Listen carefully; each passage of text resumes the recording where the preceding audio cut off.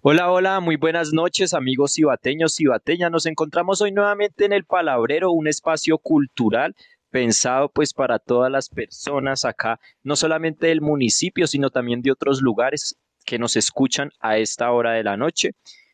Saludar muy especialmente también al programa Tu G10 Radio en cabeza del maestro Oscar Junca y de todo su equipo que siempre nos acompaña, están muy firmes acá con nosotros pues en la disposición. También nos disculpamos un poco pues ahí por la demora, pero pues se presentaron ciertos asuntos logísticos. Hoy como verán estamos transmitiendo además desde un espacio espectacular, un espacio que le ha abierto las puertas a los cibateños para realizar diferentes tipos de actividades artísticas, culturales. Estamos hablando del Café Lunáticos. Entonces, en cabeza además de Alexandra, su administradora, su dueña, acá presente con nosotros también. Muchas gracias a ella también. Y pues para comenzar, yo quiero presentarles a dos invitados especiales, invitados que saben bastante del tema que hoy nos reúne.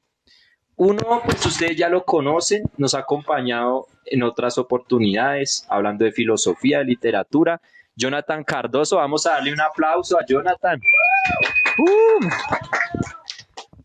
Y Gracias, gracias. contamos además con la presencia de una invitada súper especial que es la primera vez además que está en el programa de El Palabrero. Hablo de Valentina Carrillo. Valentina, un aplauso también para Valentina.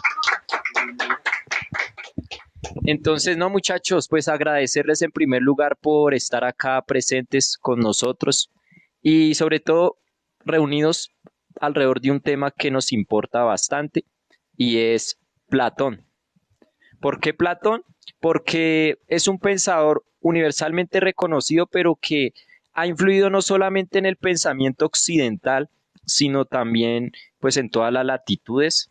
Eh, Muchos dirán, no, pues es que es un pensador de hace miles de años, ¿por qué mencionar o traer a Platón ahora? Pues resulta que Platón, muchos de sus planteamientos aún son importantes para nosotros, incluso para definir el concepto de lo que es la democracia, la cultura, el espíritu, muchos de otros conceptos que han desarrollado otros filósofos, pero hoy vamos a conocer pues de primera mano la vida y obra de Platón. Entonces, muchachos, pues yo les propongo que hablemos un poco acerca de quién es Platón. No todo el mundo lo conoce, aunque muchos lo hemos escuchado un montón, pero a ciencia cierta muchos no sabemos de su vida o del contexto también histórico en el cual se desenvolvió este personaje y por qué llegó a ser tan importante pues para todo el mundo.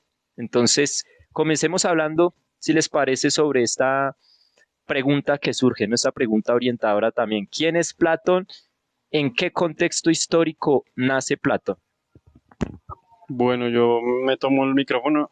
Creo que cuando se propone hablar de Platón de una es como difícil pensar cuál es la importancia que tiene su pensamiento y cómo podemos reanimarlo, revivirlo en la actualidad y que tenga como cierta función en, pues en esta realidad.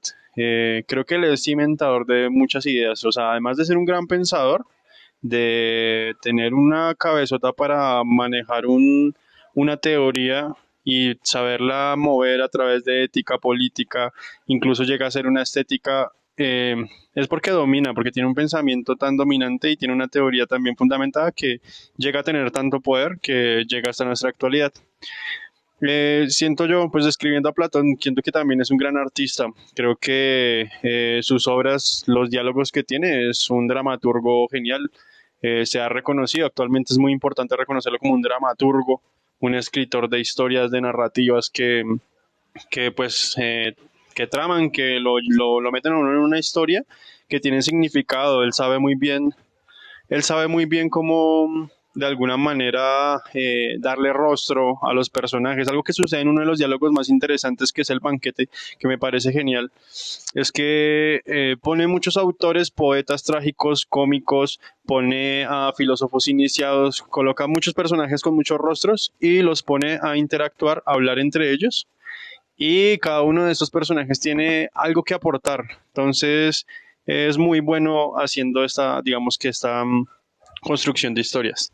Bueno, Platón creo yo que Platón cuando nació, él nació en el 427. Él viene de familia de políticos. Entonces, de alguna manera estaba muy destinado a encaminarse hacia la política. Iba a ser un político. Y él primero conoció su primer maestro, sí, la primera persona que lo guió en el conocimiento fue, si no estoy mal, es Crátilo, no sé cómo se diga.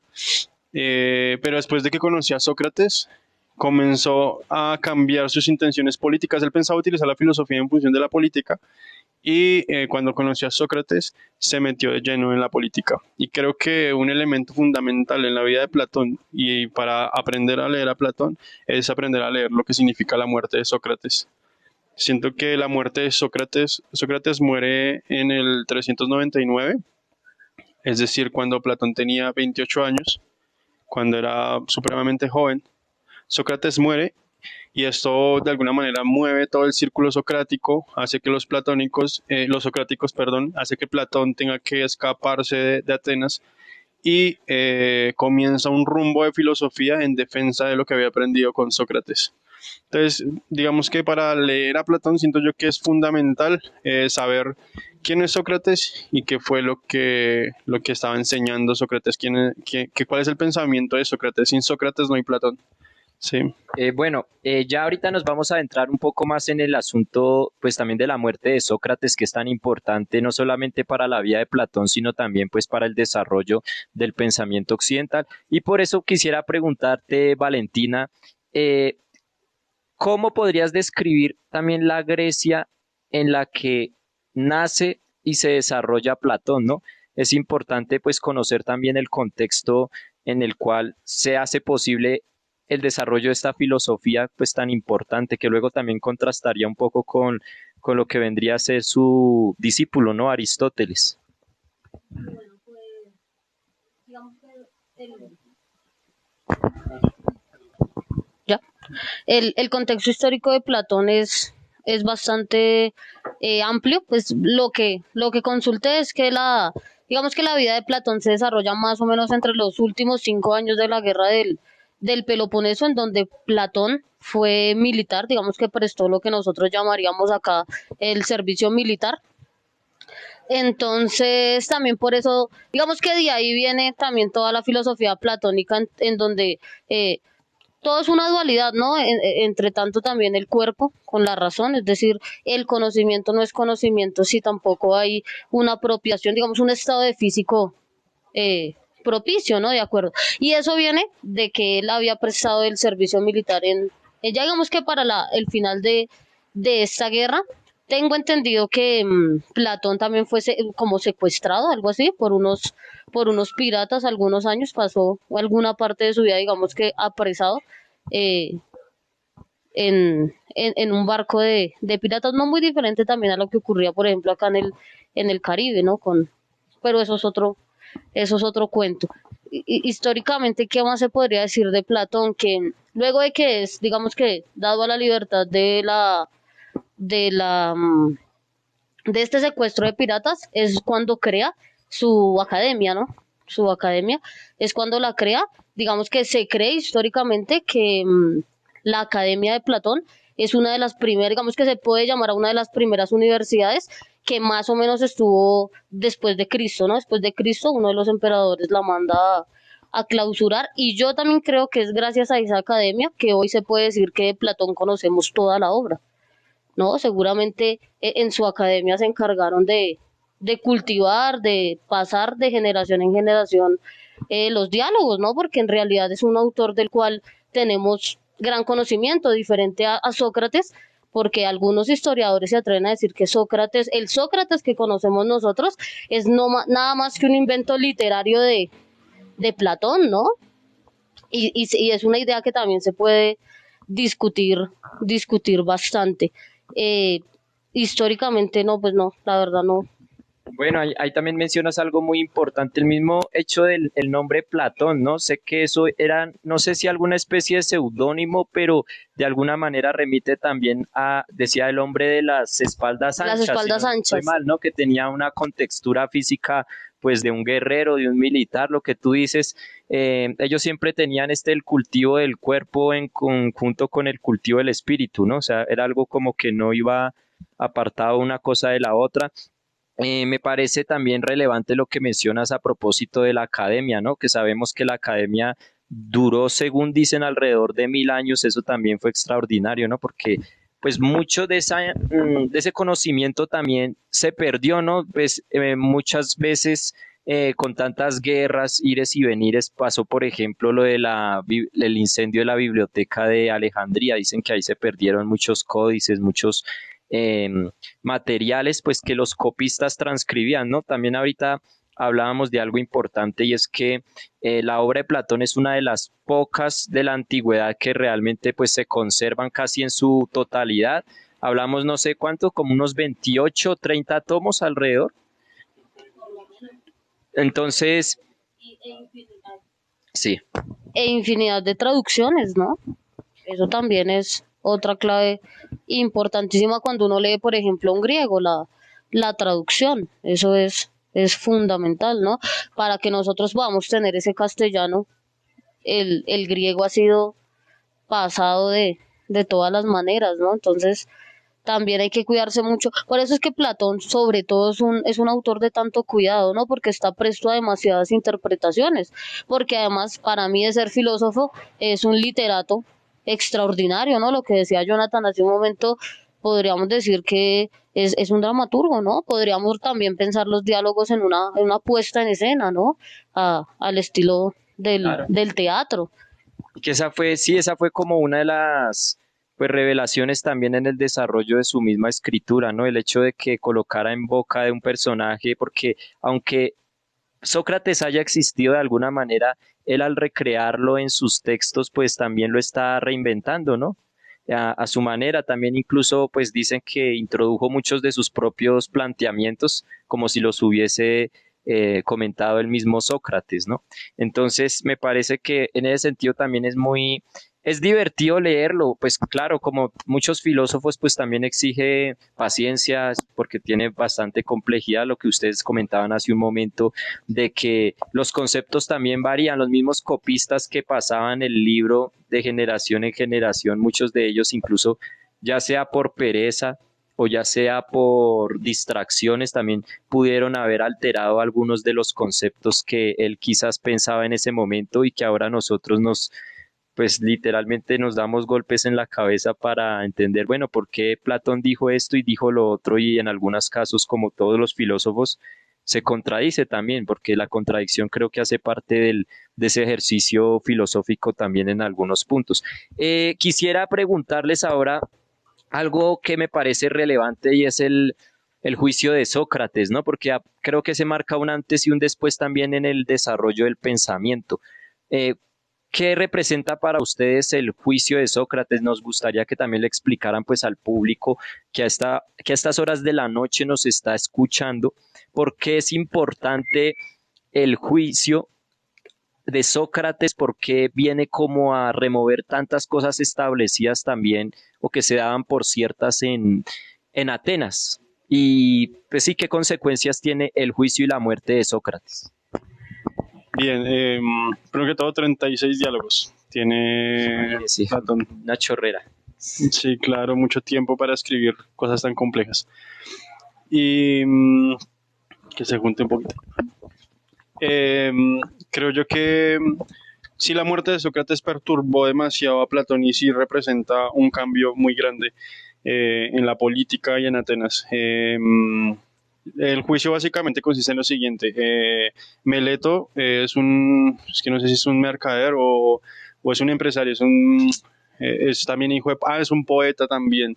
Meleto acusa a Sócrates por dos razones. Uno, por ser corrompedor de los jóvenes, o sea, por no hacerle bien, no ser un buen influyente para los jóvenes. Y dos, por promover nuevas imágenes de dioses. ¿Sí? De alguna manera la tradición religiosa está enfocada en los dioses homéricos y hesiódicos, que pues son estos dioses que conocemos, politeístas, y Sócrates dice, o sea, la crítica que le hacen a Sócrates, el juicio que le hacen es por promover una nueva imagen. Y ese concepto es clave porque es Esto es completamente estético, sí, es como Sócrates está promoviendo una nueva forma de entender lo divino. ¿Mm? Y esa es la razón por la cual dice Sócrates que él siempre tenía un demonio que le hablaba, y él estaba poseído por un demonio, y ese demonio era el que lo llevaba a tener como esa inteligencia, que incluso el oráculo de Delfos lo reconoció como la persona más inteligente. Y él trata eso en su apología, es decir, en su defensa, él dice como, es que el oráculo de Delfos dice que yo soy la persona más inteligente. ¿Mm? Y yo no entiendo por qué pasa eso. Yo no entiendo por qué pasa si yo soy la persona que me considero menos inteligente. Pero tal vez por esa razón de que no conozco, que no sé nada, tal vez por esa razón es que soy la persona más inteligente, ¿sí? Por, no sé, carecer de conocimiento. Entonces, el juicio de Sócrates está enfocado en criticarlo por promover nuevas divinidades. Y siento yo que eso, pues primero que todo, Meleto, después lo buscaron, lo mataron, fue perseguido después de mucho tiempo, porque de alguna manera le llegó la culpa, sí, le llegó también, mucha gente lo criticó bastante por haber hecho asesinar a Sócrates.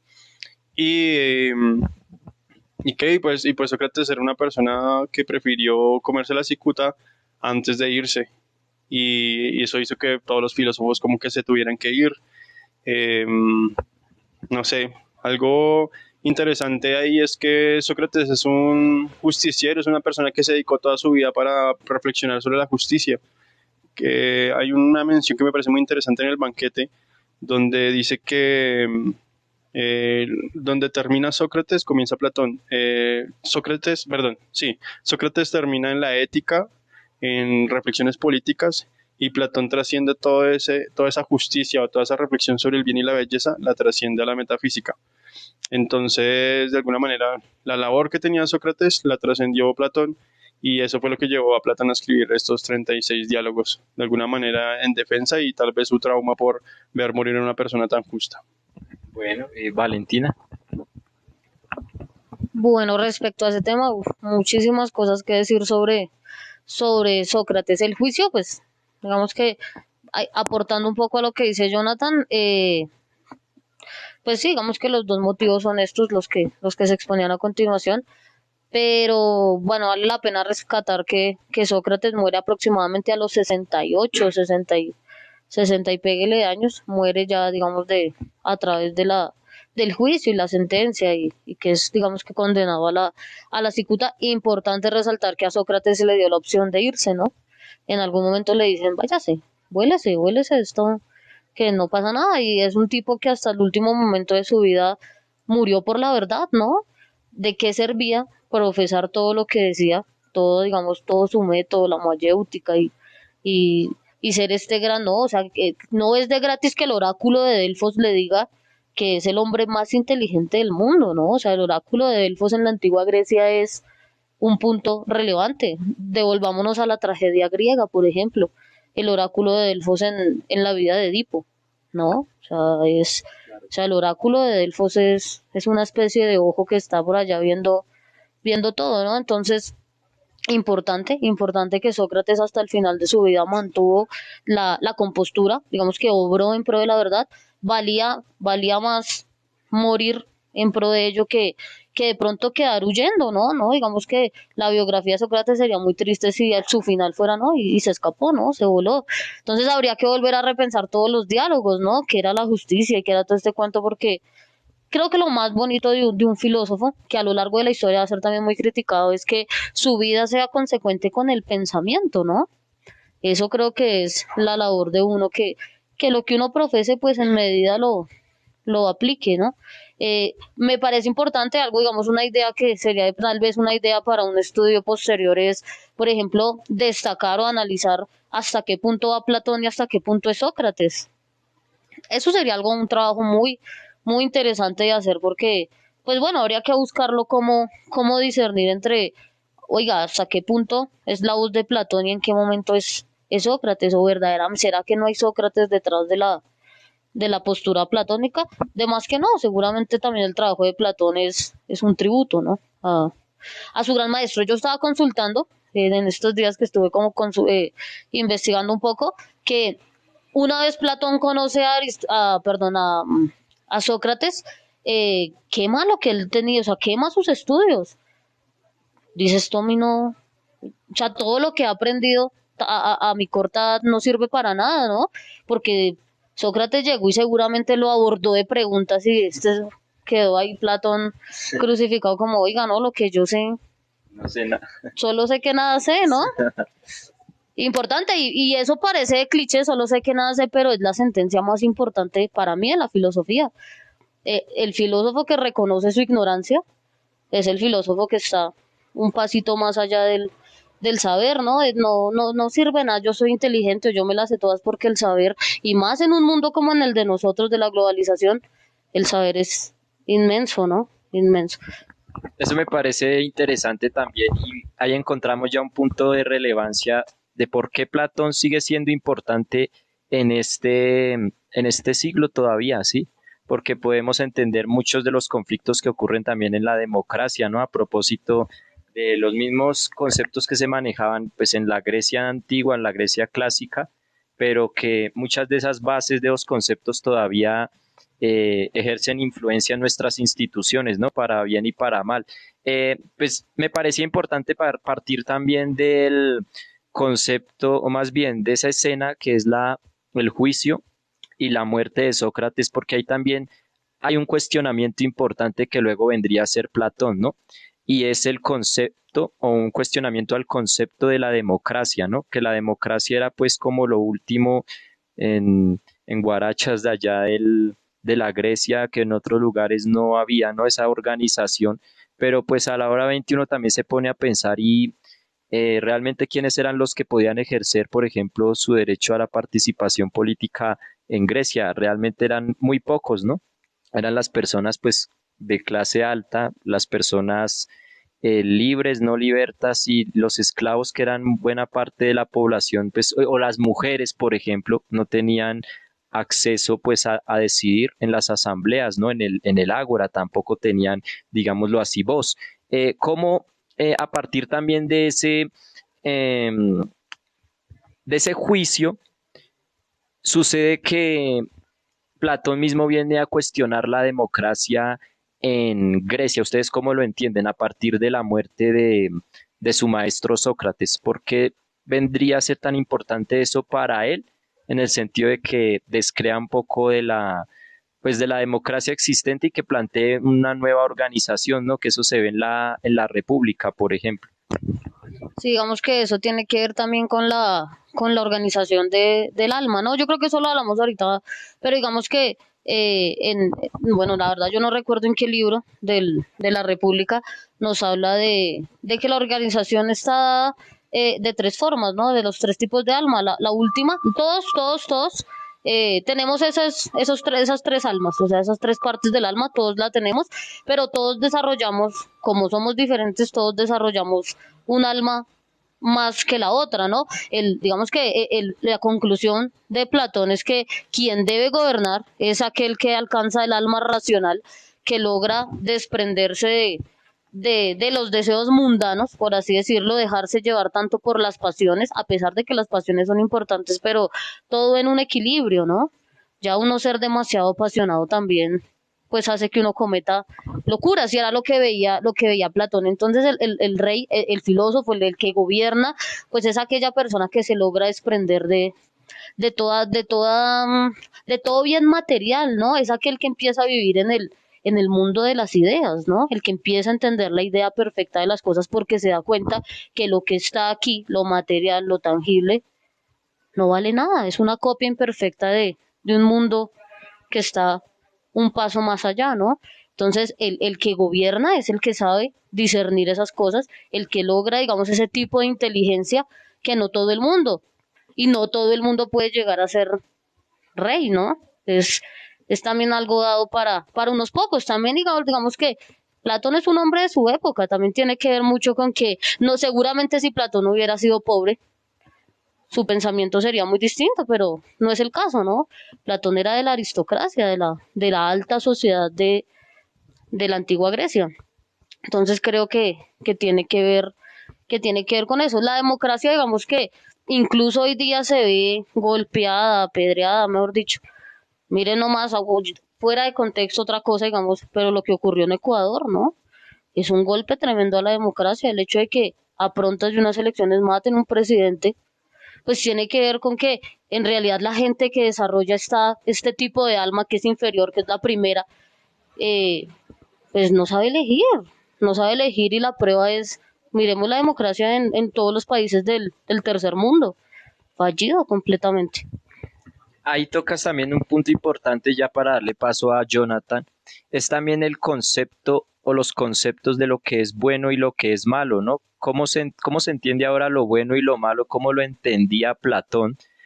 También a raíz de lo que tú mencionas, pues de que el buen gobernante también es una persona, es el rey filósofo, ¿no? El que conoce cómo son las cosas, incluso que tiene una formación prácticamente como si hubiera estado en una guardería o no sé, o sea, desde muy pequeño, él también dice Platón en alguna de sus obras, pues que el rey filósofo debe ser apartado, por decirlo así, incluso de su círculo familiar, desprendido y ser recluido allá pues con su maestro desde muy tierna infancia para poder también desarrollar esa visión de mundo que lo va a llevar a ser buen gobernante, que eso es cuestionable o no, eso es otro punto, ¿no? Pero ahora bien, quisiera preguntarle, viejo Nano, la cuestión de lo bueno y lo malo, ¿no? Porque también él plantea un poco que lo malo o el malo vendría a ser también aquel que, por ejemplo, asuma un cargo, y eso se ve ahorita, un cargo público sin saber nada. Muchas veces guiado más por un sentido mercadotécnico, ¿no? De que, bueno, lo promueven allá en las redes sociales y le colocan un montón de pancartas y habla bonito, ¿no?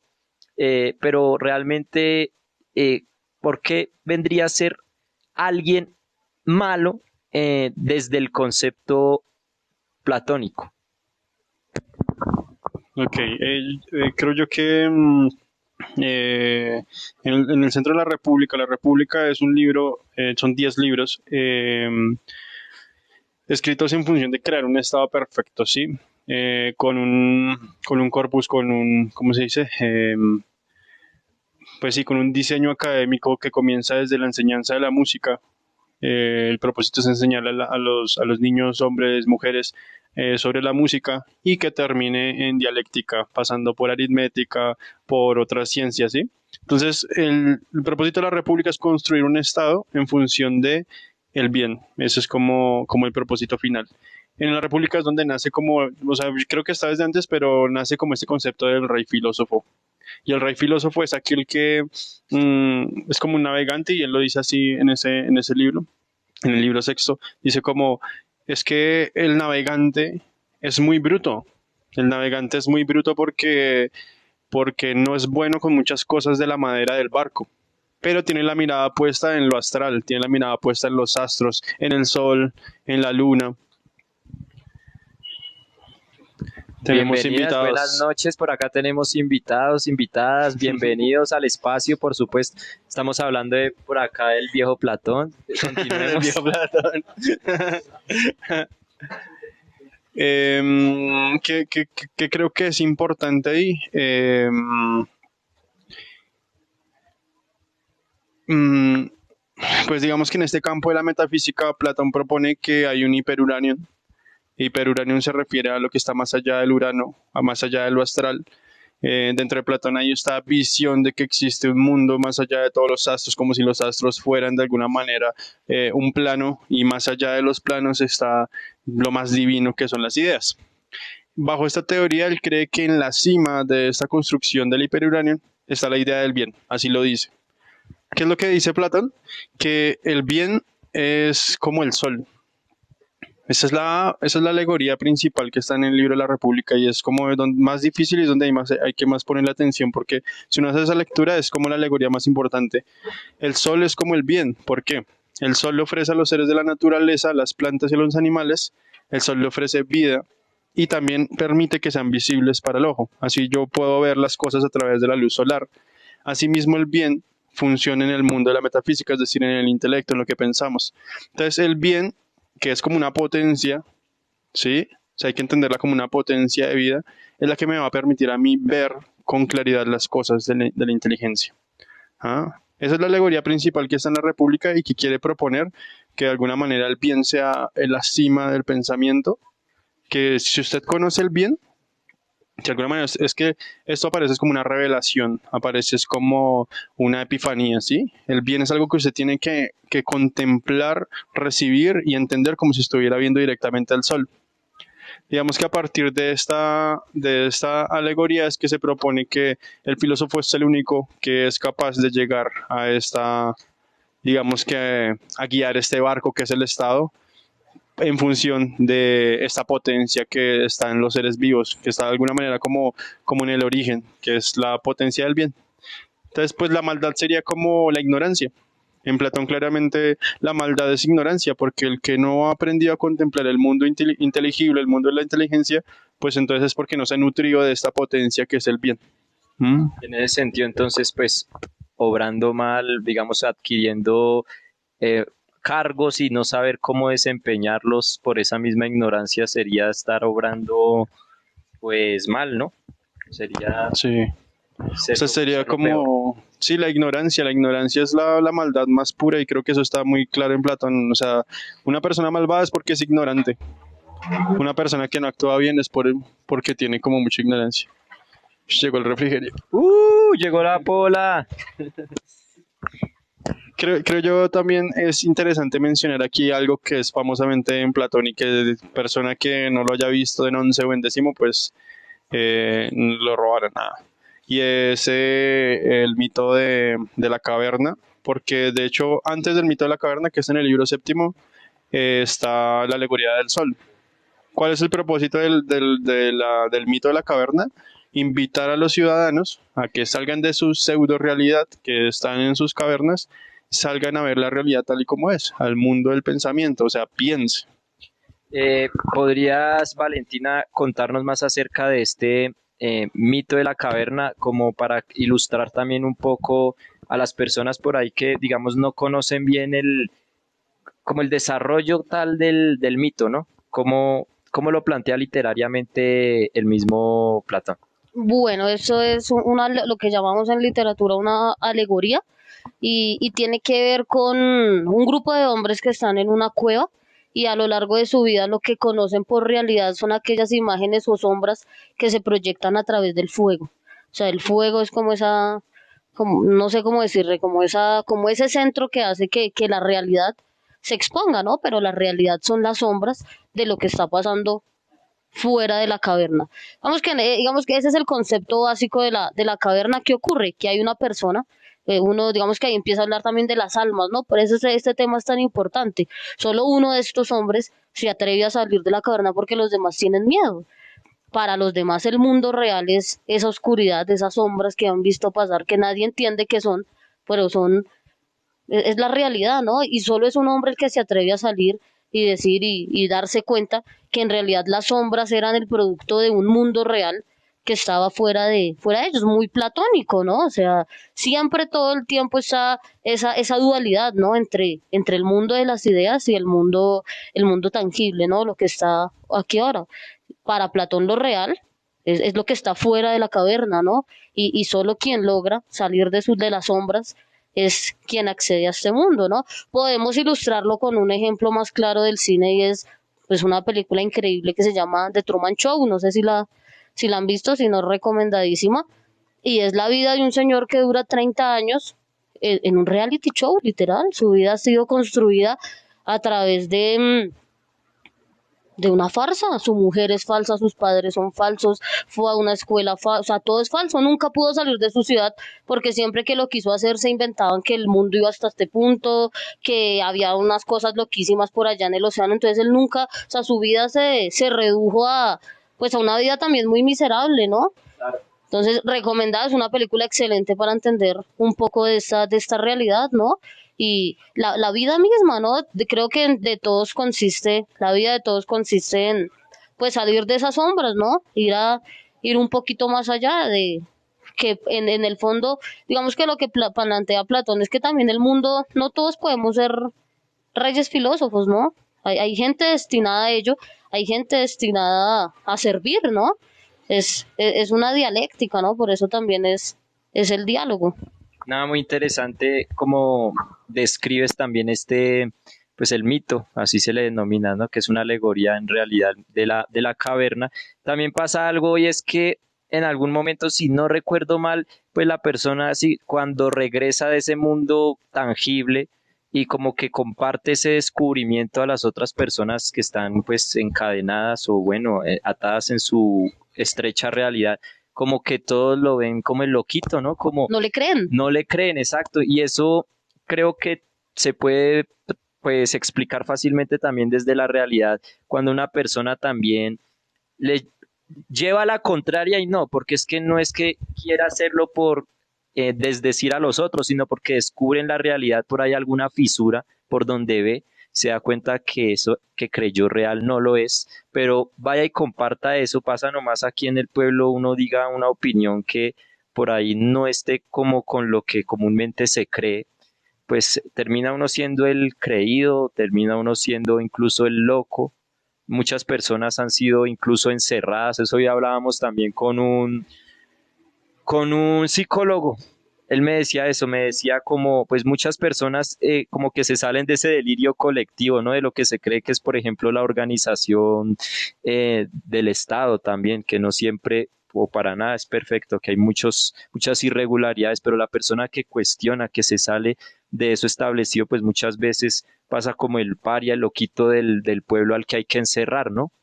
Entonces, es muy interesante leerlo también y ahí nos damos cuenta pues que realmente Platón tiene vigencia, ¿sí? Que muchos de estos autores no están ahí simplemente para empolvarse en las bibliotecas, sino que realmente podemos compararlos con nuestra realidad y darles también pues un uso para comprender mejor, ¿no? Bueno, yo quisiera aportar algo con respecto a ese mito que me parece muy interesante porque siempre me he preguntado cómo, bueno, cuál es ese conocimiento en últimas que se obtiene o a qué se refiere esa alegoría de salir de una caverna, salir de una pseudo realidad, lo que usted dice, una realidad de pronto delirante social. ¿Cómo es? ¿Es ir a la montaña? ¿Es contemplarse a sí mismo? ¿Qué es realmente salir de la caverna y qué es contemplar bajo esa luz solar? Como lo mencioné ahorita, que es de alguna manera poder contemplar el bien, participar de esta realidad que es más perfecta. Sí, o sea, en últimas me preguntaba mucho Platón a qué se refiere en este mito de la caverna, a qué se refiere salir de esta realidad. Y digamos que haciéndome esa pregunta, eh, lo relacioné mucho con experiencias de luminosidad que se retratan en muchas religiones, que tiene que ver con un reconocimiento de la inmortalidad. Y pongo ese concepto como algo muy interesante y muy importante para reflexionar en Platón, que es lo inmortal, ¿sí? Porque siento que Platón en últimas lo que está enseñando en ese mito es que uno sale de la caverna para contemplar, pues el estado de luminosidad nos enseña que todo es inmortal, que yo soy inmortal, que mi alma es inmortal. Hay muchas experiencias, sobre todo en religiones, en la religión brahmánica, bueno, en el brahmanismo, que hablan de que hay una experiencia de luz, que usted siente una repentina luz que le enseña que usted es inmortal, que todo está perfecto, que el mundo está articulado, que nada, si una persona está sufriendo no está mal, esa persona va a estar bien en un futuro, que el amor existe entre los seres, que todo está bien, que todo está pleno, que no importa el sufrimiento incluso, que de alguna manera Dios existe y participamos de una realidad. Eso Freud se refiere a eso como conciencia oceánica, ¿sí? Como una experiencia que le llega a uno de lo inmenso y de alguna manera es una revelación de entendimiento del todo, ¿sí? Es como una conexión con esta malla cósmica. Entonces siento que Platón en ese salir de la caverna se está refiriendo a ese reconocimiento de inmortalidad, a ese reconocimiento y lo menciona en otros diálogos como el Timeo y el Fedro, que es el que busca el bien está buscando su propia inmortalidad. ¿Ah?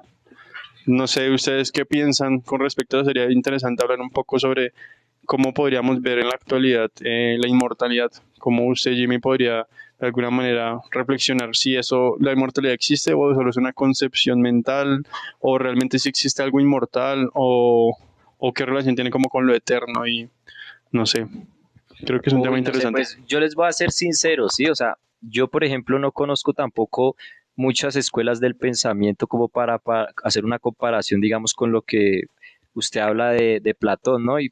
Pero para crearme mi propia idea, que les voy a hablar solo como de mi propia creencia, ¿sí?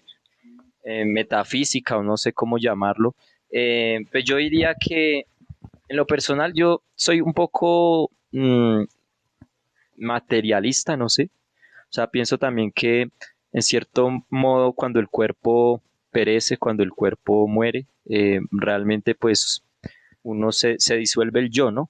O sea, como decir soy Jimmy. Pero también pasa pues que eh, esa creencia, o sea, como quedarse uno en eso también sería limitarse, ¿no? O como caer en dogmas, porque es que también, su merced bien lo menciona, por ejemplo, desde las otras religiones, sobre todo las orientales, ¿no? Está este concepto también de la reencarnación, también del devenir en otros seres. Entonces, me parece que uno siempre, por más incluso ateo que llegue a ser, siempre está la esperanza del trascender, ¿no? Algunos lo ven la trascendencia, no sé, por ejemplo, quiero ser un músico famoso o quiero ser un artista famoso o quiero ser un político famoso y cuando me muera, pues trascenderé porque mi obra quedará. Bueno, esa es una creencia de muchas personas y es respetable, ¿no? De alguna manera, pues algo de ellos queda a partir de su obra, ¿no? Otros dicen, no, pues da igual porque pues yo después de muerto no voy a ser consciente de eso, entonces pues no tiene sentido, pero pues realmente yo creo que sí hay un trascender, obviamente, y el hecho mismo de la trascendencia no se limita a una conservación del yo, ¿no? Creo que además eso también, literariamente eso, muchos autores lo han replanteado, el mismo Borges, ¿no? El mismo Borges ha dicho que fastidio uno imaginarse inmortal, o sea, siendo uno, no sé, Jimmy, Jonathan, Valentina toda la eternidad, si uno no se aguanta a veces, que 27 años que llevo vivo y uno a veces no se aguanta, o sea, uno dice como, uy, no, ya hasta aquí quiero, pero entonces a eso voy, como la inmortalidad también como el concepto de la conservación del yo sería un poco perturbador, ¿no?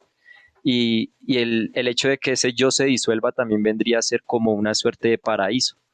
No sé, es como mi percepción, pero muy personal, ¿no? Ya sin hablar Pues como de un filósofo. yo creo que esas dos caras de la inmortalidad que usted refleja, tanto esta inmortalidad de trascendencia, eh, de alguna manera esa lo que usted dice disolución del yo, y también esa inmortalidad a través del nombre, de las pasiones, eso lo trataba Platón en el banquete también, invitadísimos a leer ese banquete que es como de los más eh, consumibles, digeribles, porque es muy interesante, es muy bacano.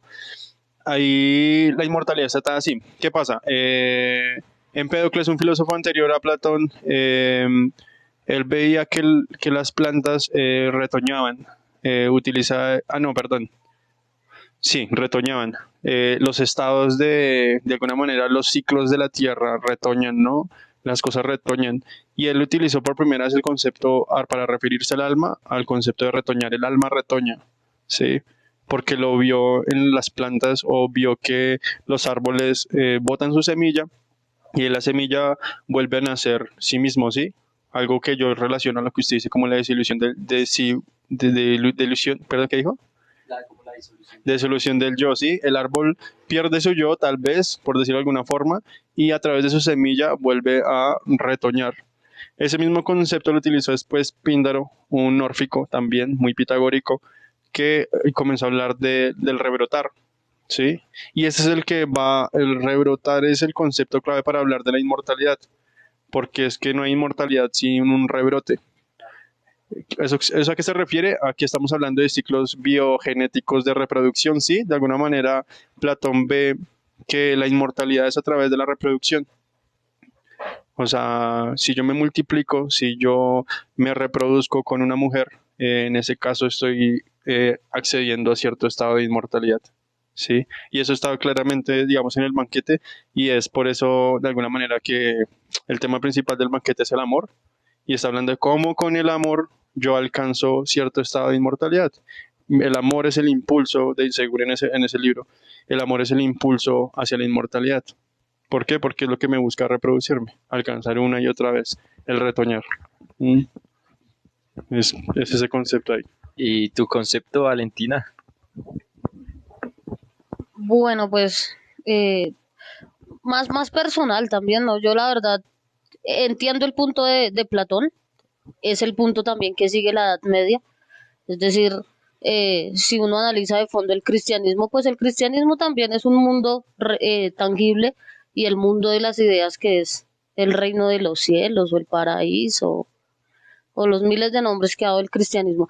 Mi visión respecto a eso es más personal. Yo sí creo creo en la vida de una manera más nietzscheana, tal vez, como un eterno retorno, ¿no? Alguna vez, ya no me acuerdo qué profesor, pero sí nos decía algo muy bonito que a mí se me marcó en la cabeza y es que la vida es como una esfera, es como un círculo, en donde hay un inicio claramente, y cuando llega al fin todo vuelve a empezar. Entonces, la única oportunidad que tiene uno para hacer de esta vida algo agradable es ya, hoy, aquí y ahora.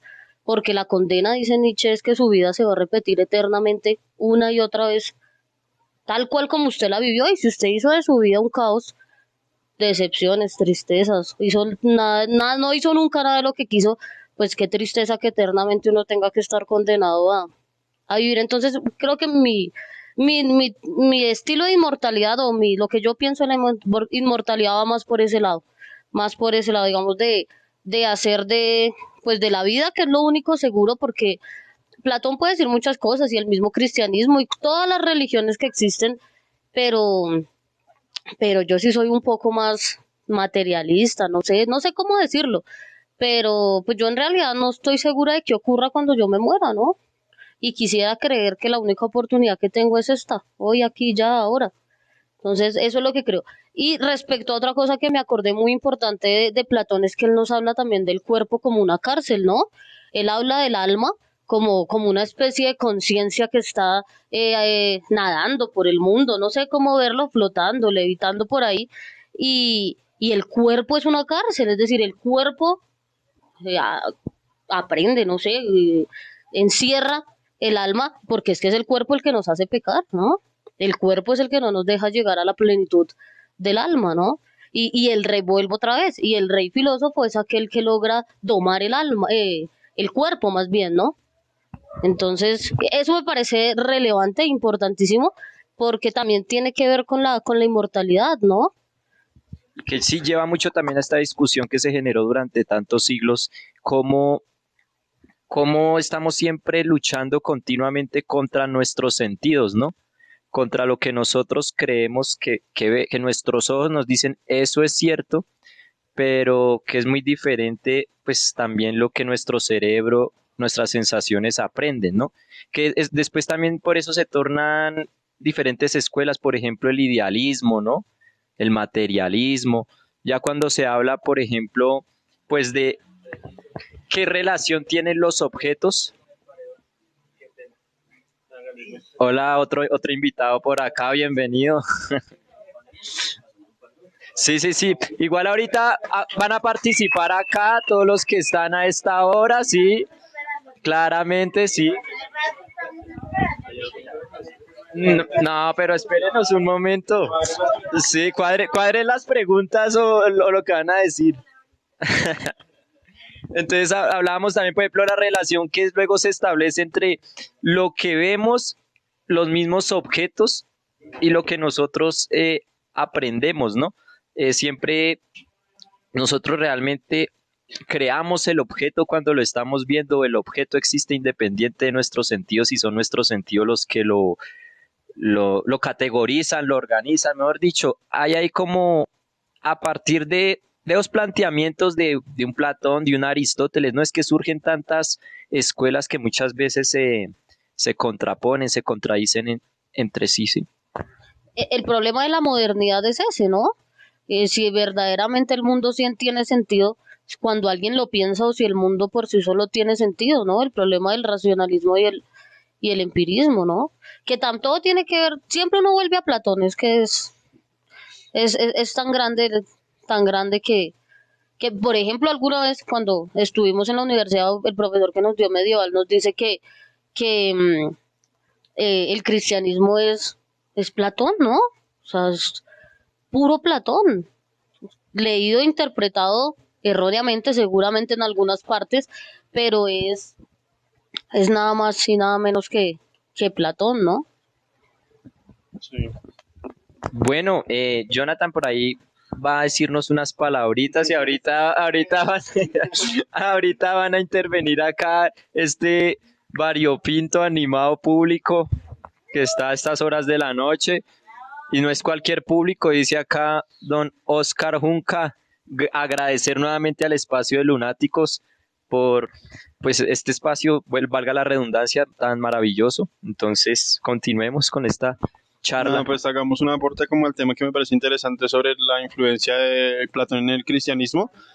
Y es que siento que Platón hizo un aporte y transformó totalmente la religión y efectivamente la idea del bien. Él, en la academia, ahorita que hablamos de la academia, él daba muchas cosas y hablaba de temas que eran muy importantes para él, pero que no se atrevía a tratarlos en los libros. O sea, se negaba como tal, lo trataba como un tema esotérico, por decirlo que es un tema mistérico.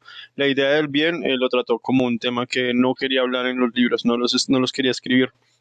Entonces, él trató esos temas porque de alguna manera el bien para él era como Dios. Realmente cuando él hablaba del bien se estaba refiriendo a lo que posteriormente Plotino y otros religiosos, digamos que los que cimentaron el cristianismo, vinieron a hablar del máximo uno, del uno máximo, la idea de un Dios que engloba todas las espiritualidades o la idea de una esencia a la cual todos vamos después de la muerte, que todos participamos, que es de la misma naturaleza que nuestra alma. Todas esas categorías que están presentes en el cristianismo, pues Platón ya los había propuesto con la idea del bien. Entonces, de alguna manera, Platón es naturalmente, o sea, es esencialmente la persona que creó el cristianismo o creó esta idea de un bien absoluto que engloba todas las divinidades, o engloba todas las esencias. Siento que a eso hay que agregar algo muy importante, que era un tema que ahorita se lo estaba proponiendo a Jimmy, que era el tema del orfismo, el tema de cómo en Grecia, en el contexto de Platón, habían dos religiones, las religiones, la tradición religiosa, que eran los dioses homéricos, y por otro lado están los secretos mistéricos, que era la religión órfica. ¿En qué consisten los órficos? Los órficos son como una secta, sacerdotes, de hecho Platón los menciona, habla de ellos como sacerdotes, que que tenían como idea base o su primer principio, su primer axioma era que el alma es inmortal y que usted accede al conocimiento del alma a través de la memoria. ¿Sí? Entonces, en Platón hay una visión de que la memoria es un agente de la salvación. Es un tema muy recurrente en todo el análisis que se puede hacer en Platón, y es que la memoria, cuando usted accede a la información que hay en su memoria, porque como su alma es inmortal y ha reencarnado una y otra vez en diferentes cuerpos, la manera como usted accede a lo más divino o accede, de alguna manera, tiene una trascendencia, es a través de recuperar esa información que está oculta en el alma. ¿Sí? Entonces, ese elemento creo que es muy importante en Platón. De hecho, se llama la teoría de las reminiscencias, del volver a recordar la información que está oculta en el alma, porque el alma, como es inmortal, lo ha visto todo, lo sabe todo, y eso es lo que va a permitir de alguna manera una trascendencia final. O sea, el propósito de Platón es proponer a la gente piense y recuerde y concéntrese y contémplese interiormente, esté consigo mismo y piense muy bien la información que tiene dentro, deje de lado los sentidos, deje de lado tantas pasiones, tantas cosas que hay en su mundo físico y enfóquese en lo que está pasando interiormente y que ahí está todo. Usted ya lo vio todo, usted ya lo conoce todo, no hay información nueva, no hay conocimiento nuevo, todo está dentro de usted mismo. Lo único que tiene que hacer es impulsar esa potencia interior para que esa potencia de alguna manera lo conecte con Dios. Por eso el término de contemplación está tan presente en Platón, estar con el templo. Contemplo como estate en el templo y déjate de alguna manera tener una conexión con Dios, con el bien. No, Eso es no, es cristiano. muy interesante, sí.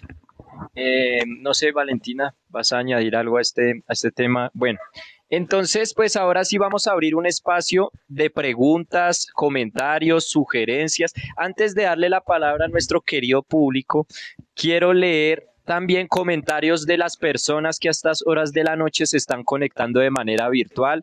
Un saludo especial a todos ellos, a todas ellas. Osme el poeta nos dice por acá, qué buena transmisión, gracias parcero, un abrazo. Jorge Federico dice, interesante tema, para Platón los esclavos no tenían alma, era un paradigma del desarrollo de tipo de Estado que existía. que eso, bueno, lo mencionamos un poco cuando hablábamos, pues que también en ese sentido justificaban el hecho de que no participaran también, no pudieran participar en el desarrollo de la política. Vamos entonces con nuestro querido público. Estaban hablando y ahora se pusieron tímidos, no mentiras. Vengan a ver. ¿Quién tiene alguna pregunta, alguna inquietud por acá, sugerencia a nuestros invitados con el tema que nos reúne el día de hoy, que es pues Platón? Bueno, también estaba escuchando un poco sobre el tema del mito de la caverna. Y bueno, y toda esta filosofía platónica en esa relación de cómo se ha construido la civilización, ¿no?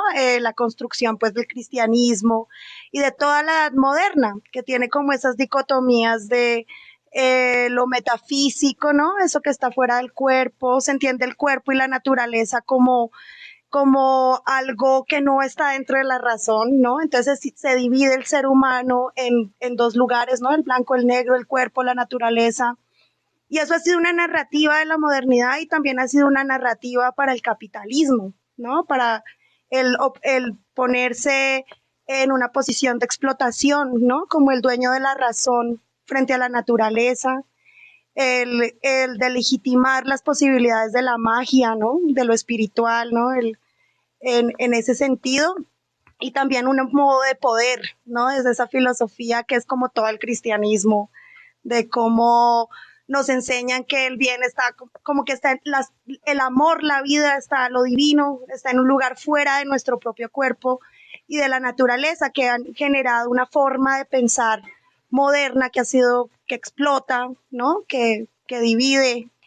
Y eso me parece fuerte de Platón, pero me parece también genial llegar como a un lugar posmoderno, ¿no? Esto es muy de la crítica de la modernidad, que llegamos, bueno, ya a un pensamiento más posmoderno donde somos rizomáticos, donde ya nos entendemos como cuerpo y como espíritu, ¿no? Como un todo, sí, todo lo vemos de forma holística y no dicotómica. Entonces, siempre que pienso en Platón, pienso como en cómo construimos cotidianamente y políticamente un pensamiento que ya no nos separe así, ¿no? Y que no nos permita explotar y entender el amor como algo que no está en nosotros como humanidad, sino que se la allá en Dios, en la metafísica o en el capitalismo. Bueno, un aplauso. Ya ahorita les doy la palabra para que ustedes pues también si tienen algún comentario frente a lo que dice María del Mar, por supuesto, para generar una charla bien chévere. Quiero saludar a esta hora de la noche también a las personas que por acá han reaccionado, se han conectado, Hugo Bejarano, Michael Franco, el tío Wilson por allá en la costa, un saludo para mi tío Wilson, Martín Zamarilla, Beto Roldán, Claudia Muñoz, Juan Camilo Ramírez, muchos tantos cibateños y cibateñas que a esta hora de la noche muestran un interés por el tema que hoy nos reúne, por el personaje tan grande que hoy nos reúne también, que es Platón, ¿no? Vamos entonces, no sé si por acá alguien más quiere participar, preguntas.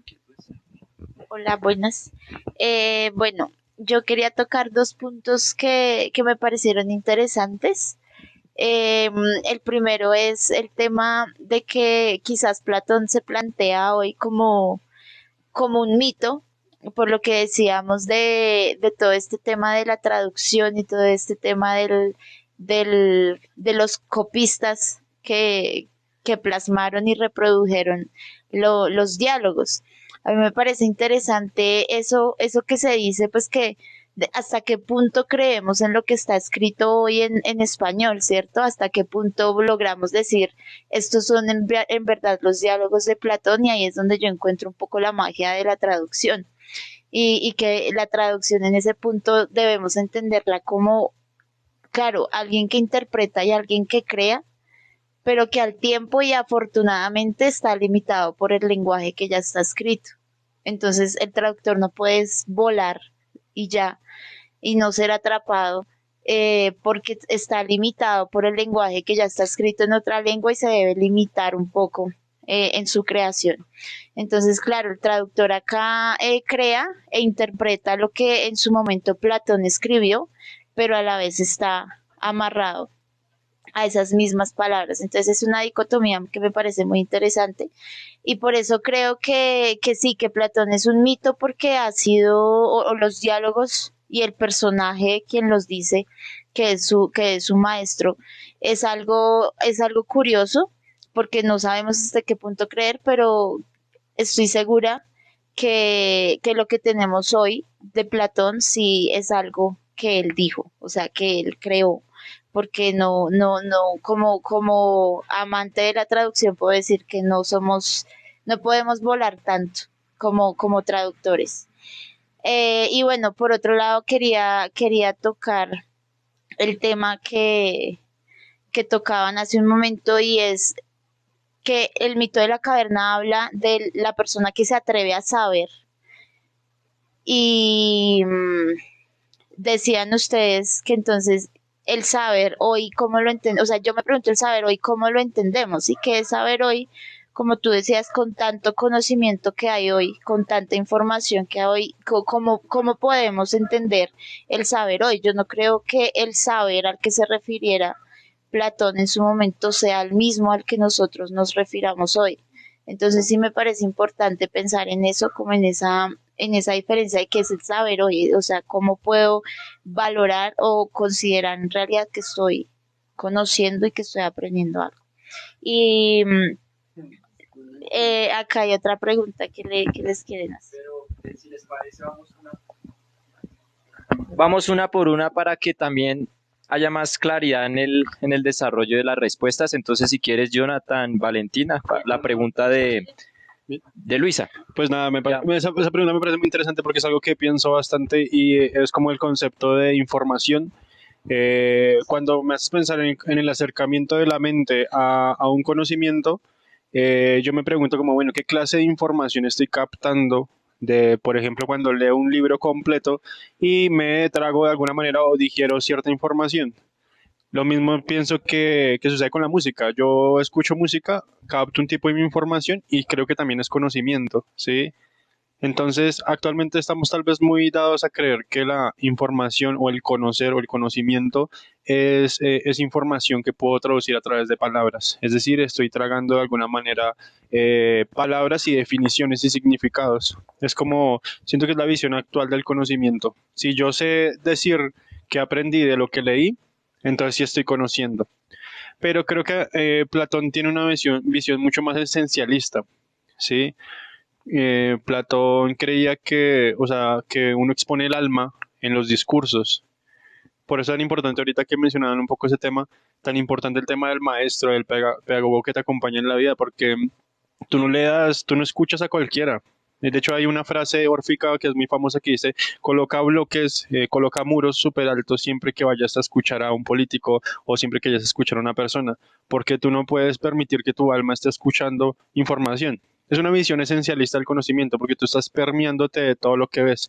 Eres una máquina en constante percepción y captación de información de la realidad que hay en tu entorno, de lo que escuchas, de lo que estás contemplando con todos tus sentidos y todo lo estás captando, todo es información, todo lo que escucho, todo lo que veo es información. Entonces, desde la visión de Platón, también está esto, de que eh, conocer es realmente contagiarse de esencia, ¿sí? El alma es una esencia que fluye en un plano, que está ahí. Por eso es tan importante un mito que se llama el mito del carro alado, que es un alma que está ahí brotando. Pensar, es que son resto de cosas que me vienen a la mente. Pensar, dice él, en la República, dice que es que las ideas no es lo que tú piensas, no es una representación mental, sino es lo que el pensamiento piensa cuando tú estás en el pensamiento. Algo así es lo que dicen en la República. ¿Y a qué va eso? A que tú realmente te estás conectando a un mundo cuando estás pensando en lo que ocurre cuando piensas, según Platón, no es lo que ocurre dentro de tu cabeza, sino que tú te estás conectando con unas entidades superiores que están en el hiperuráneo, que están más allá de los astros, y esto quiere decir que tu alma está navegando allá. ¿Sí? Esa es la realidad y hay que verlo como el man lo ve. El man creía en eso. El man creía que al ser humano le salían alas y eso era posible dentro de su cosmovisión. O sea, el conocimiento te da alas y te hace conectarte como a un mundo esencial. Entonces, esta teoría epistemológica del conocimiento, se llama así, esencialismo, y es el nacimiento del esencialismo. Tú eres un alma que se está permeando de todo. Y si a ti te llega una idea o alguien te dice algo, no solamente te está llegando lo que te dice, sino cómo te lo dice y una cantidad de información más, porque la información es mucho más que palabras, es mucho más que pensamiento. Es más bien como esencia, estás untándote de esencias. Pues varias cosas. En cuanto al saber, pues yo creo que todos estamos en ese proceso de salir de la caverna. Yo creo que, bueno, o yo porque pues tampoco puedo hablar por ustedes, será muy abusivo de mi parte. Pero desde mi parte yo sí siento que apenas yo estoy allá asomándome en la caverna, ¿no? En realidad el conocimiento es la sentencia socrática, ¿no? Primero, conócete a ti mismo, primera, importante, porque es que sin eso no hay nada. Cuando yo me reconozco a mí mismo es que sé, es cuando Sócrates dice, solo sé que nada sé, ¿no? Porque el conocimiento, imagínense, en esa época, y para Sócrates ya el conocimiento era una cosa, quién sabe qué diría Sócrates de hoy día. Entonces, yo creo que se trata de sea lo que decidamos que nos guste en la vida, pues hacerlo con respeto, hacerlo todo el tiempo con ese, con ese querer aprender, ¿no? Y también querer enseñar, porque pues de eso se trata, ¿no? Sócrates no deja de ser el maestro, ¿no? El maestro de Platón. Platón posteriormente será el de Aristóteles, también otro gran pensador, y Aristóteles de Alejandro Magno, y así sucesivamente es una cadena de que se teje el conocimiento. Eso en cuanto a lo del saber, creo que el saber es una constante que todos los días vamos alimentando de alguna manera. Que es lo importante, pues no ser pedante con el conocimiento. Creo que eso es lo que nos enseña Sócrates, y por eso también es que muere, ¿no? Por eso es que muere. En realidad, Sócrates siempre en sus diálogos cita a otra gente porque es que él, por ejemplo, cuando quiere hablar del amor, pues cita a los grandes amantes, hablemos de esto, ustedes que han sido mujeriegos, ¿qué es el amor, no? Y nos damos cuenta que verdaderamente el amor va más allá de estar con 10, 20 mujeres o tener una familia, ¿no? En realidad, la conclusión del banquete, entre tantas, es que el amor es una concepción que no tiene que ver con cantidad, sino más bien con un construirse, como cualquiera de las virtudes, ¿no? Y por otro lado, del primer comentario, me gusta mucho, de verdad que es una lucha que yo tengo todos los días, y es eh, cómo rescatar a Platón en el mundo del capitalismo, ¿no? Tremendo, tremendo, porque si entendemos a Platón y entendemos que el cuerpo es quien nos hace pecar, ¿cómo escapamos al capitalismo donde todos los días hay un mercado para unas necesidades que uno a veces ni sabe que tenía, ¿no? Entonces, ¿cómo volvemos que eso material pase a un segundo plano y en realidad nos preocupemos por las cosas verdaderas? Ese es el camino, por ejemplo, de uno como profe, ¿no? Ese es el, el paso a paso. Decirle a los estudiantes, pues hay que despertar, ¿no? Y hay que dejar esa pereza de conformarnos con las sombras, sino ver qué está más allá, ¿no? Cómo entender a Platón en su dualidad en un mundo que es rizomático, ¿no? Que es un montón de raíces por allá, unas tejidas con las otras, al destino, eso es ya como Deleuze, ¿no? Es tal vez eso. Y, y eso ya es una interconexión del mundo. ¿Cómo volvemos a esa dualidad, no? Es la pregunta. No es imposible, es la constante de todos los días y es lo que uno quiere, por ejemplo, con los jóvenes hoy día, aunque es un camino difícil, tedioso, pero la idea es eso, rescatar eso, que pensemos que si optamos por la democracia, pues sepamos votar. Es que de eso se trata, no ser borregos y por ejemplo, alguien me escribía en los comentarios, estaba mirando, y es que los esclavos para Platón no tenían alma. Y eso es una concepción tremenda. O sea, el esclavo es un animal más, ¿no? Entonces, la idea no es ser eso. La idea es trascender un poquito más el alma. Pero me parece muy importante eso de rescatar a Platón en el mundo del rizoma, ¿no? En el mundo de las mil y una oportunidades.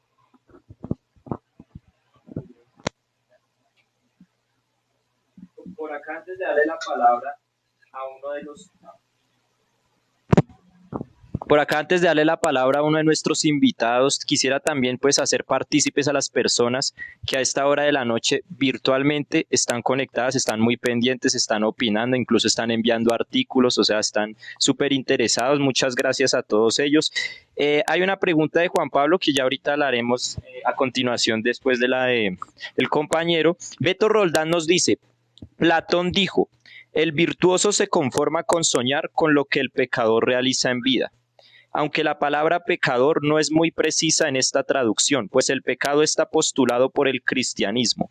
De tal manera puede interpretarse que para Platón es un obstáculo el cuerpo, los sentidos y pasiones para el encuentro con la virtud. Sin embargo, se vislumbra un hálito de nostalgia por el disfrute de la vida o la experimentación de las pasiones, como parte o complemento del conocimiento del ser. Muchas gracias, Beto Roldán, por tu acertado comentario, muy interesante además para relacionándolo con lo que decía Luisa con la traducción, ¿no?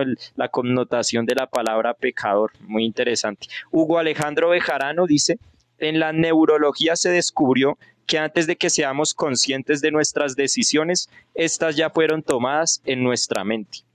Y nos envía un artículo del País en su sección de sociedad para que lo leamos, ahí queda a disposición también en el envío. Muchas gracias, parcero, por su participación. Y vamos entonces con la pregunta del compañero, ya para darle paso también a las personas pues que están conectadas y tienen muchas preguntas para ustedes.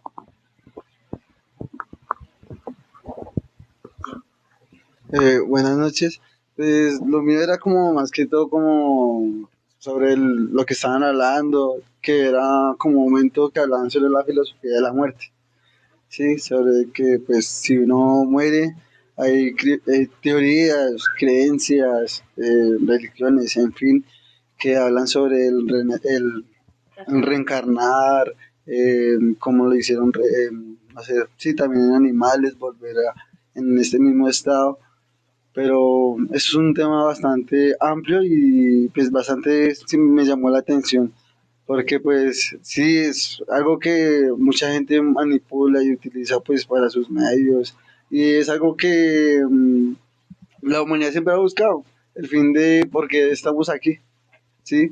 Y el propósito de la vida y el final de la vida, pues son cosas, y de eso pues salen muchas ideas, filosofías, y es algo que pues me llama mucho la atención y bacano saber sobre todo no sé cómo explicarlo, estoy como enredado, pero sí, sobre esa teoría, la filosofía, sobre de Platón, que es un filósofo muy grande, y sobre sobre los discípulos que tuvo y sobre la información que tuvo, que pudo acceder, y lo que pudo aprovechar en su época, porque pues en su época pues hay que reconocer que pues hay muchas cosas que eran muy difíciles de expresarse, comunicarse, y llegar a ese punto de reconocimiento que tiene pues una persona, ¿sí? Y él también lo supo aprovechar a pesar de los medios que tuvo y todo. Y nada, pues no sé qué más aportarles, pero de momento les agradezco que el espacio, y chévere la información. No, gracias a su merced, a todas las personas pues que asistieron, muchas gracias también. No sé, acá hay otra pregunta de Juan Pablo Medina. Dice, interesante el tema. Quisiera saber desde sus perspectivas, ¿cómo cree Platón que la educación podría ayudar a los individuos a alcanzar la felicidad?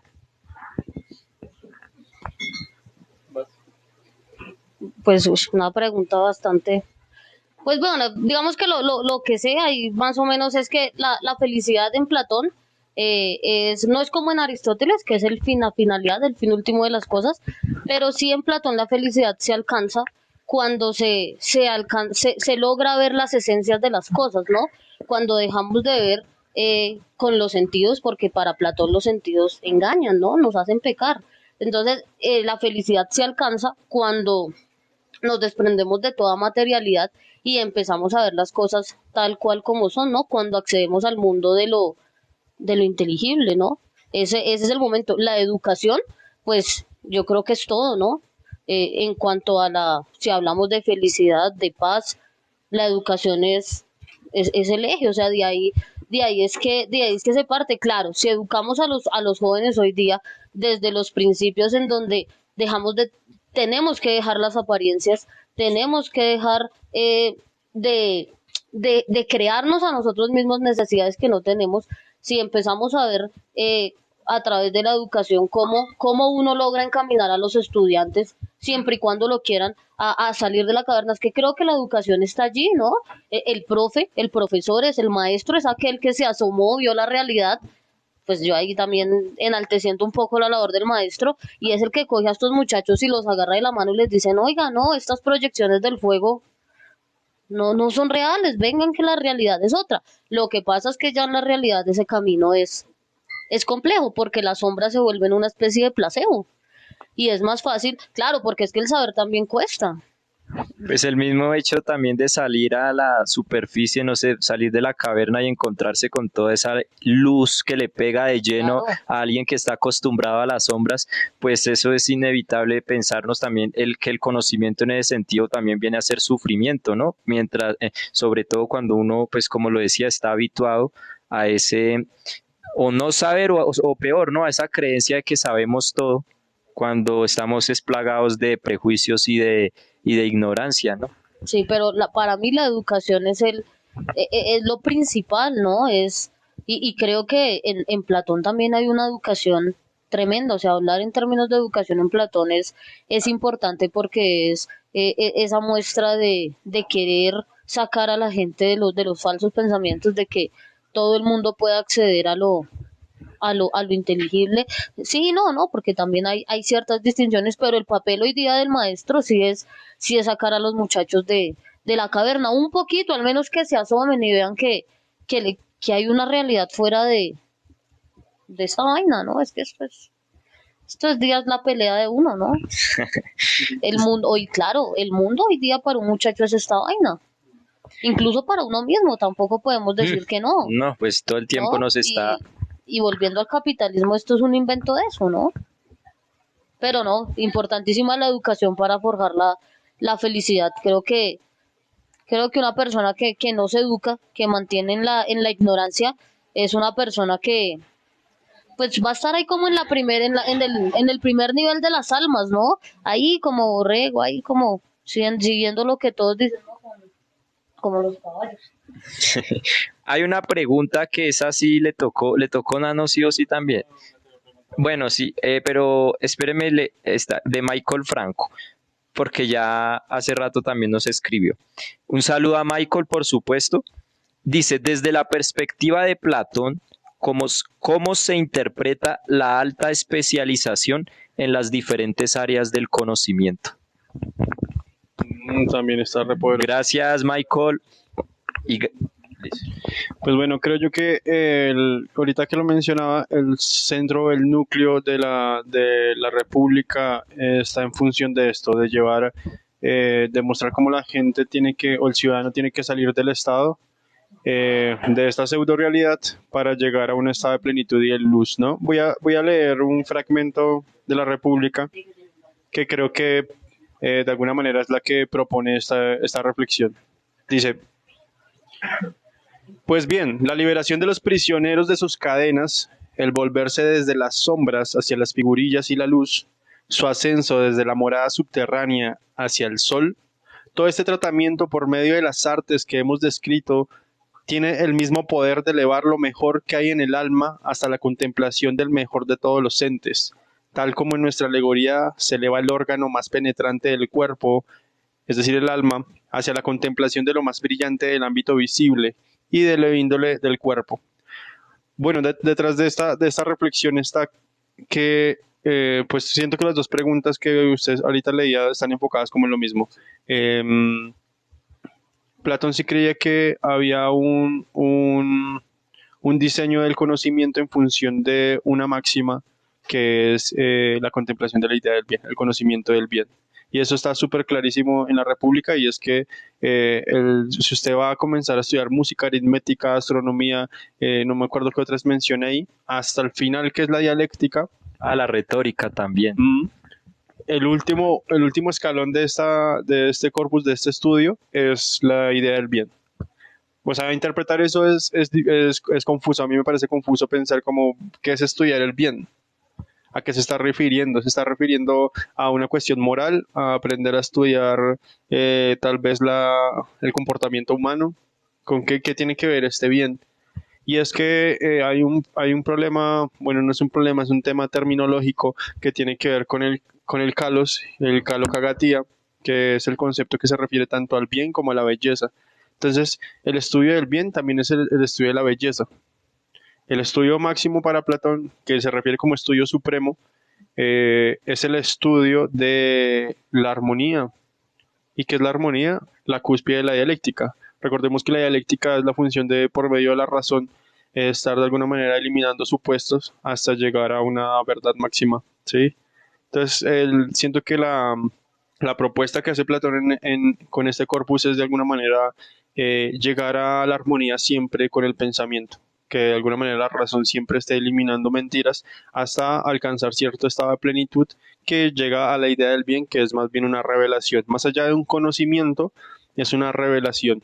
Y aparece un concepto muy interesante ahí, que es la metanoia, que es lograr a través de esta revelación de conocimiento máximo. O sea, de alguna manera la dialéctica es un ejercicio de la mente, ¿no? Usted va y viene, pero no toma cosas como verdad, no hay nada cierto. Usted va, entiende esto, lo elimina, no le gusta, pero sigue, no hay nada verdad, usted no sabe nada, no conoce nada, simplemente va ascendiendo en el conocimiento hasta que llega a un estado de revelación y de plenitud, que es el bien, y ahí tiene una metanoia, que se traduce como transformación espiritual. Es como una transformación del entendimiento, ¿sí?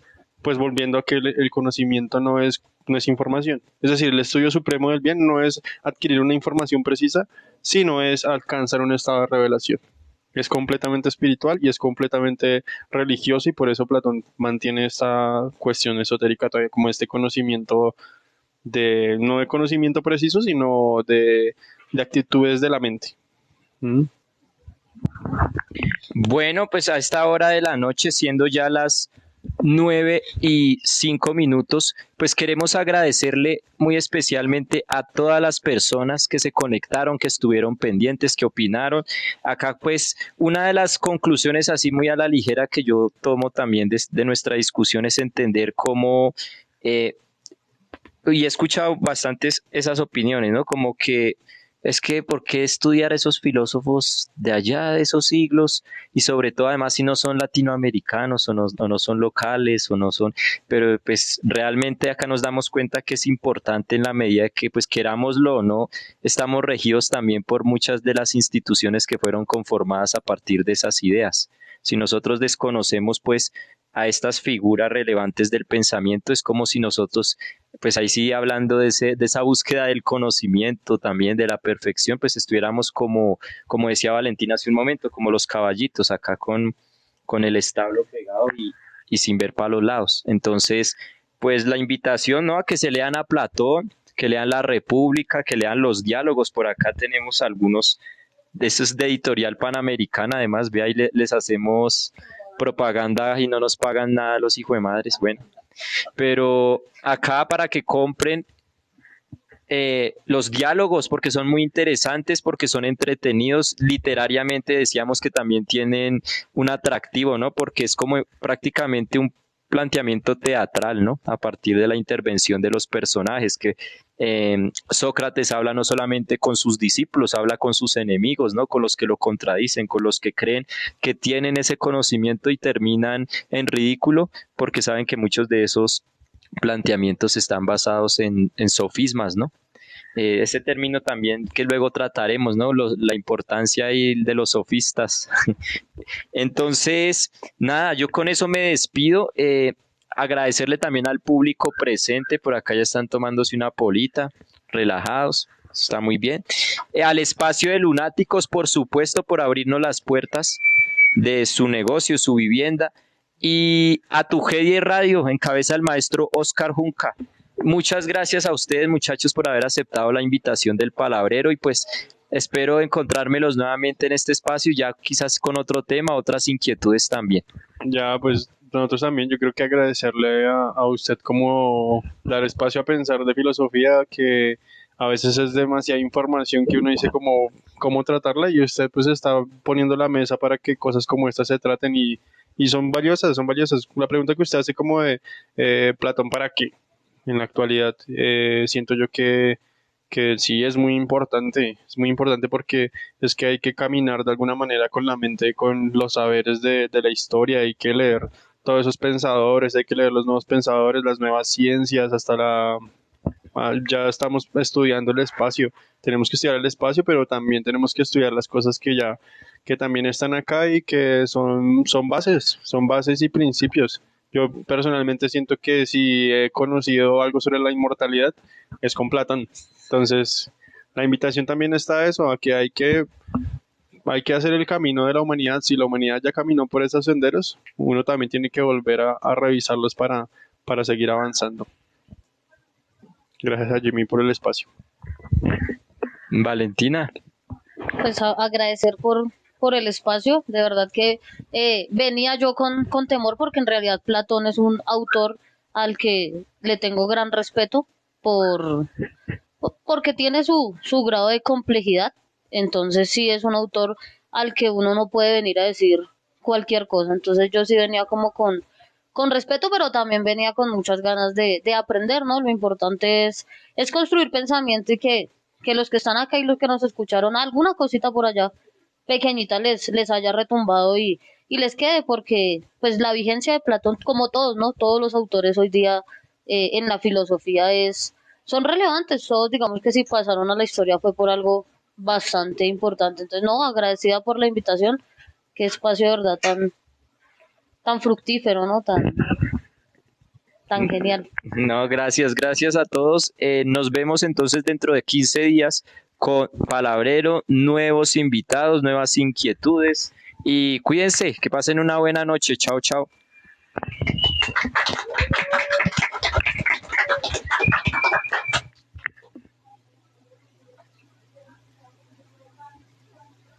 No, gracias. Pero hay cámara. Ah, no, esto grabando.